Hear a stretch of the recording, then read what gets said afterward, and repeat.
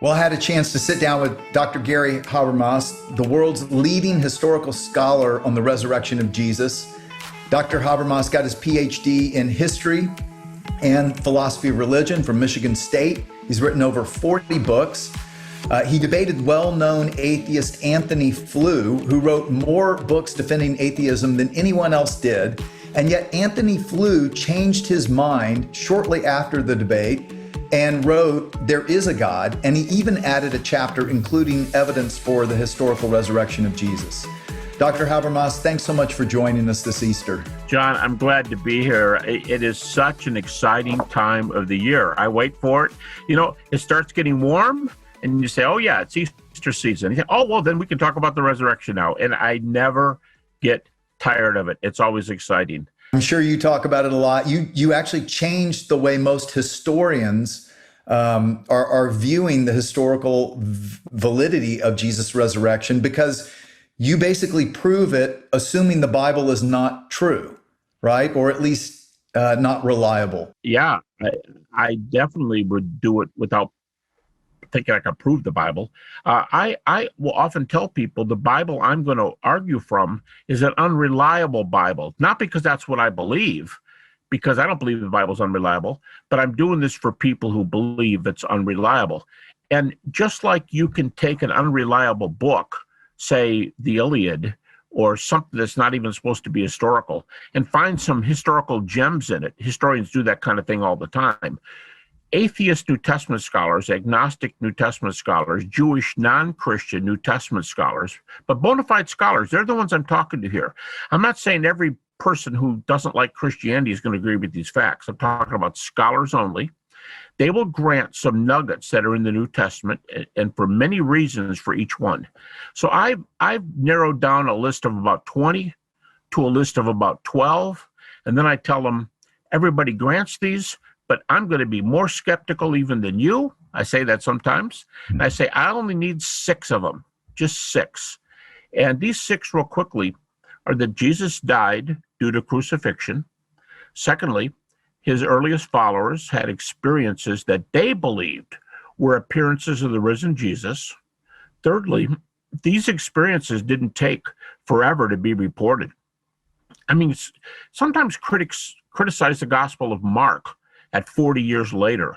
40 years is great in ancient history, but this goes back to the first days, months, or perhaps a year after the event itself. We have reports that go back that far. So you're saying that these are valid historical facts that even skeptics, atheists, agnostics will admit to, that Jesus was crucified, that his followers had some experience they claim was a resurrection that changed their lives, and that the reporting of that, because you hear, oh, the New Testament was written hundreds of years after, it's not reliable. But you're saying, no, there's historical data that's reliable from within days of weeks of the resurrection? Sure. Here's how you do it. Mark is plus 40 after the cross, which is great in ancient history. The earliest biography that we have of Alexander the Great is almost 300 years later.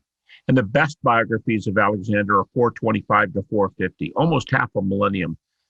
Mark at plus 40 is excellent. Now, Paul, every scholar will give you 7 of Paul's 13 epistles. You can use them in your work. And interestingly, it's the 7 epistles that most pastors would preach on if they were preaching on Paul's key works. And one of those books is 1 Thessalonians, and it's only 20 years after the cross. It's about 50 AD. So Mark's plus 40, 1 Thessalonians is plus 20. Paul had to get that data that's assumed in that book. Well, he tells us he went up to Jerusalem in Galatians 1 and Galatians 2, accepted by everybody, that book. He had 2 interviews with the disciples. The first time, Peter and James. The second time, Peter, James, and John. Now, that's the big 4. Those are the most influential people in Christianity. Peter and John are the 12, and James, the brother of Jesus, and Paul, those 4. And they affirmed Paul's gospel message. We have that, and critics believe that. And they date that event from right after Paul's conversion. So yes, we can track the events to critics think that that report in 1 Corinthians 15:3 and following came before Paul's conversion, so very early. And their lives were absolutely changed as a result. People can be wrong about what they die for, but they die for what they believe, not for what they don't believe. They die from what they think is true, not for what they know to be wrong. So the fact that these folks were willing to die, now people say, well, how do you know they were willing to die? And I'll say, well, I'm not reading their minds, I'm watching their feet. When people go to a city repeatedly that they've been beaten up in, and you come back to teach the church there like Paul did, when you do that and you enter a city you've been beat up in, you are willing to proclaim the data even in the face of death. So willing to die. The significance is that they claimed they saw the risen Jesus and that they wouldn't be willing to die if they knew, in fact, that wasn't true. Absolutely, because the proclamations that without the resurrection, as Paul says, there's no such thing as belief. You don't hear Christians say that belief is meaningless, but Paul says twice that there's no such, that the belief is no good if Christ hasn't been raised from the dead. So yeah, it's the center. And I'll just, to answer your question there, I'll just add this point. They didn't die for Christianity in general. They died for the resurrection in particular, because the resurrection is the heart of the gospel. Without the resurrection, there's no gospel. So they died for the most central message, which is the resurrection. They were so sure they saw Jesus, say it that way, they died for him. And they were transformed. So that's number 4. We've got a crucifixion, the experiences which you outlined, very, very early date, immediately, transformed lives. And then 2 skeptics, James, the brother of Jesus, and Paul, the persecutor, become believers because they thought they saw the risen Jesus. So those 6 are granted by virtually everybody. They're almost never disputed. I'm talking about now the scholars, not about people who say, oh, well, Jesus never lived. The New Testament is a lousy book. I'm talking about people with PhDs in New Testament. I don't care if they're atheists. I prefer to speak to atheists and agnostics. And they usually just say, yeah, you got it. What are you going to do with it? And I'll say, well, you get the resurrection from it. Now, sometimes, anymore, critics almost never pick a single theory that they think will explain it all away. They don't say, well, maybe this happened, maybe that happened. Yeah, like it was a hallucination or... But the number who say it compared to the number who write on it is very small. Today, they'll just go something like, this is the most common response. They'll say, yeah, but you believe in a miracle, and a miracle requires another world because you need God acting on somebody. You think I only have to prove one world. You got to prove there's 2. And I'll say, oh, time out. Let's switch gears here for just a moment. Near-death experiences, according to the latest medical data in a medical book published by a state university press, estimated 9 to 20 million Americans have had near-death experiences. Now, I think a lot of those are hallucinations. I think a lot of those are worked up.